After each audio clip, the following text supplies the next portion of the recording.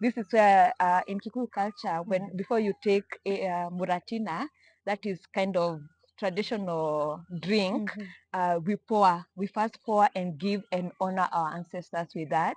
Also,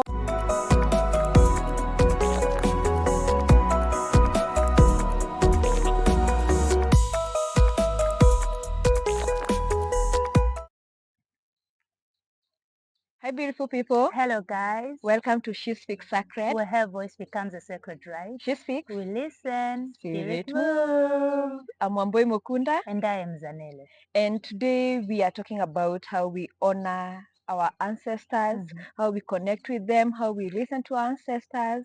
And I feel like it's very important for every Black person out there to be able to connect with their ancestors, to be able to understand their lineage, where they come from, and to be able to honor that in that process also. So we're going to start with ways to connect with our ancestors. And one I would say is libation. This is where in Kikuyu culture, before you take a muratina, that is kind of traditional drink, we first pour and give and honor our ancestors with that. Also, before you have when you're having a ceremony, an event, the first meal you can put it on the ground or put it in under a tree somewhere where you'll be able to honor your ancestors. Mostly to be eaten by animals and birds, but at the end of the day, you've honored your ancestors through those animals, through those birds. Yes, so libation is very important in our culture, and I hope we'll continue to embrace that and continue to practice that as time goes on. Yes. Yeah, another way you can honor is through listening to intuition. Intuition, we always say, it's that inner voice that tells you this is right. And most of the times we decide not to listen because, I don't know, human nature, it just forces us to be rebellious in some way. Yeah. So intuition is your ancestor speaking to you. Some call it the voice of God, the voice of Jesus. But for me, I call it my ancestors getting instructions from God, and they pass that message through my intuition. So when they tell me this is bad, that's very small, and it's usually the softest one amongst them all.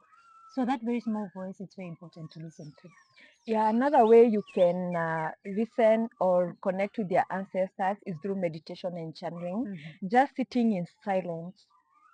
Sit in silence, go through your thoughts, and in the process, they're going to speak to you. Start journaling. Even as you're writing down things, you'll find there are things that you don't know where they came from, but you wrote them down. But it was through your ancestors trying to communicate a message to you. So I think, as we always say, it's very important for you to have time to meditate, time to journal, just sit in your thoughts, connect with yourself, connect with your God, and also connect with your ancestors. Yeah, how do you usually feel when you go outside in nature and you just connect with nature? Oh, amazing. It's very amazing. Yeah. And that's the best way to connect with your ancestors, because with nature we have a lot of sounds, the birds, there's rivers, there's everything. You even see snakes. And in our spirituality, a snake is an ancestral animal. So when you see all those lizards, all those insects, they always have a message for you. So when you're in nature, you are privy to learning more about, messages from your ancestors. And if you are around places where there are rivers, there's trees, just go hug trees, walk barefoot, grounding, do that. It's the best way to connect. Yeah, and also there's another way, and especially you are so much into that dreams. You literally dream every day, every night. I think dreams is also a way that our ancestors communicate to us through different dreams. They may communicate something that may happen or something that's already happened. So it's very important as you're going to sleep, have a sleep routine where in the evening, for me, what I usually do, I make sure that it's either I journal or meditate or do some gratitude or listen to some gratitude affirmations before I sleep. That clears my mind. So even as I go to the dreamland, my mind is clear, my heart is clear, and I'm able to connect with my ancestors and they're able to communicate with me. Yeah. We also need to start thinking about healing our generational traumas. That is one way that is blocking us from hearing messages, because you find that I don't speak to my uncle's family, I don't speak to my baba mkubwa, as we call them in Swahili. We don't speak to that kind of other family, which are still related to us. And that way, it blocks us from getting messages and getting directions and getting help from our ancestors, because where there's fighting, where there's no harmony and unity, our ancestors do not thrive. So if you heal your generational traumas, I always advocate for people to start from their own chapter. Yeah. Don't come and adopt batteries that you found your parents having, Yeah. especially if you don't even know who started those batteries. It's very important to understand, to forgive.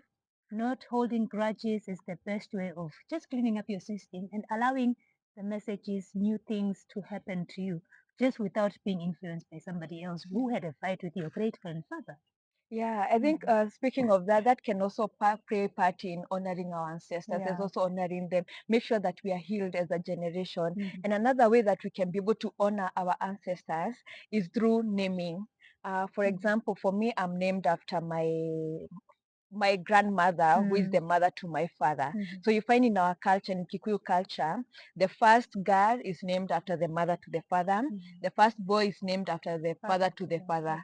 So it's our names are carried on from generation to generation, and that ensures that we are carrying on the lineage. We are honoring our ancestors through our naming, and I think that's the most one of the things that we should continue as a Yeah. generation. Because right now we have people who are saying, me, I don't want to name my daughter after my mother because of this Exactly. and this. Yeah, we Because had they are fight. yeah, because there are fights, there are childhood traumas that are yet to be healed. But the first step is naming them and working on those traumas and ensuring that you and your daughter you have a better relationship. Let us know how you honor your ancestors, how you connect with your ancestors, how you listen to your ancestors. We'll appreciate that. Don't forget to like, subscribe, and share. We'll see you on the next one. Bye. Bye.